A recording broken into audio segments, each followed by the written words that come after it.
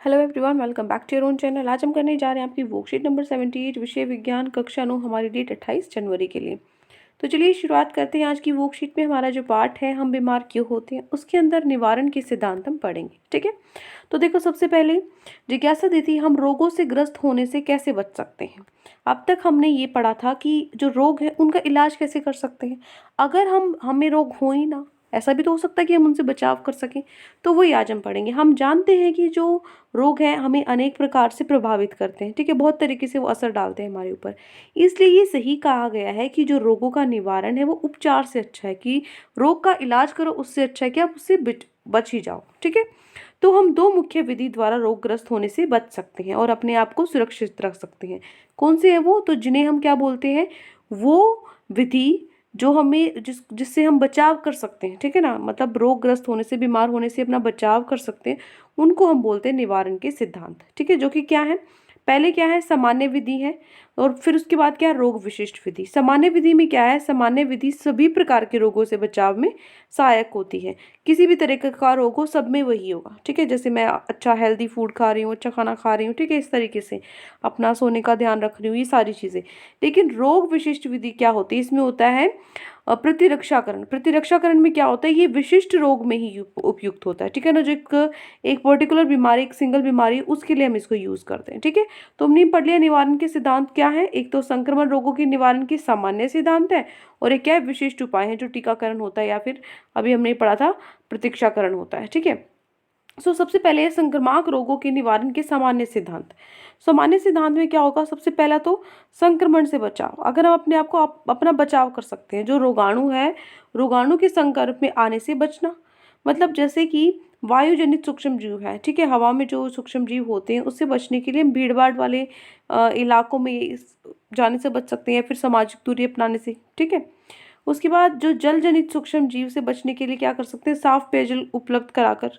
ठीक है, जो जल में होते हैं सूक्ष्म जीवों से बचने के लिए हमें साफ सुथरा पानी पीना चाहिए। जो रोग वाहक द्वारा फैलाए सूक्ष्म जीवों से बचने के लिए हम साफ वातावरण उपलब्ध करा सकते हैं, जिससे मच्छरों की पैदावार बंद हो जाए, तथा रेबीज जंतुओं से दूरी रखना। ठीक है ना, मतलब अपना जो हाइजीन है, ठीक है, हमारा जो पर्यावरण है, आसपास का जो एरिया है, वो क्या होना चाहिए, बिल्कुल साफ सुथरा होना चाहिए। आपने देखा होगा, जैसे कूलर का पानी है या फिर कोई भी गंदा पानी इकट्ठा हो जाता है तो उसके ऊपर बहुत सारे मच्छर हो जाते हैं। ठीक है, तो यही चीज़ें ध्यान रखनी है। अगर वहाँ पे हम साफ सफाई रखें तो जो मच्छर है उसका पैदावार बंद हो जाएगा। ठीक है, तो होता है जो संक्रामक या फिर संचारित रोगों के निवारण के लिए जन स्वच्छता आवश्यक है, इसलिए हमें साफ सफाई रखनी बहुत ज़रूरी है। ठीक है, अपने शरीर की प्रतिरक्षा तंत्र को शक्तिशाली बनाकर। ठीक है, पहला तो हमने उससे बचाव कर लिया। दूसरा, अपने शरीर को हम अगर शक्तिशाली बना लें, मतलब जो बीमारी है उससे लड़ने की क्षमता को अगर हम बढ़ा लें, तो हम बच सकते हैं। ठीक है, तो मान लो हमारे शरीर का प्रतिरक्षा तंत्र सूक्ष्म जीवों से लड़कर हमें रोगों से बचाए रखता है, तो हम अपने शरीर के प्रतिरक्षा तंत्र को निम्न तरीके से मजबूत कर सकते हैं। कैसे कर सकते हैं, देखो,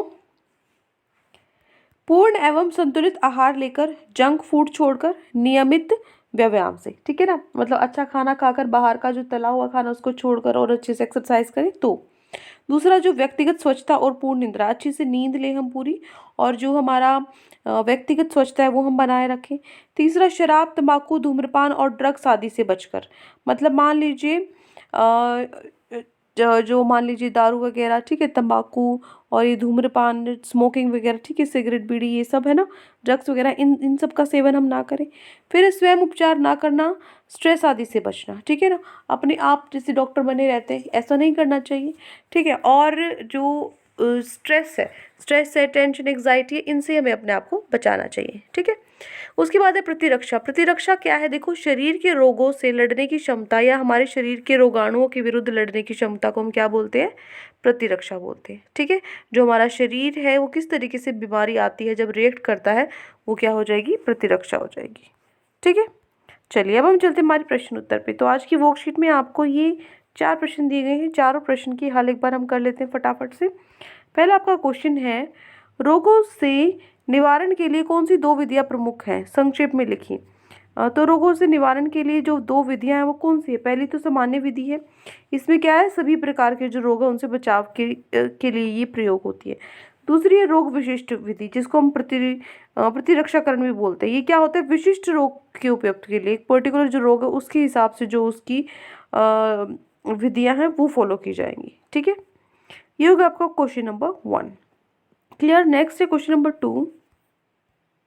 संक्रामक रोगों के निवारण के सामान्य सिद्धांत क्या है। देखो, संक्रामक रोग के निवारण के सामान्य सिद्धांत, पहले संक्रमण से बचाव, ठीक है, दूसरा अपने शरीर के प्रतिरक्षा तंत्र को शक्तिशाली बनाकर। ठीक है, मतलब कि या तो हम उससे बच ही जाएं, या फिर हम अपने आप को इस तरीके से बना लें कि जल्दी से जो बीमारी है हम उसको अडेप्ट ना करें। ठीक है, ये 2 तरीके हैं। ये हो गया आपका क्वेश्चन नंबर 2। आगे बढ़ते हैं क्वेश्चन 3।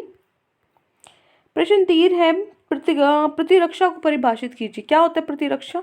तो शरीर की रोगों से लड़ने की क्षमता या हमारे शरीर की रोगाणुओं के विरुद्ध लड़ने की क्षमता को क्या बोलते हैं हम? प्रतिरक्षा बोलते हैं। ठीक है ना, ये हो गया आपका क्वेश्चन नंबर 3। नेक्स्ट है क्वेश्चन नंबर 4।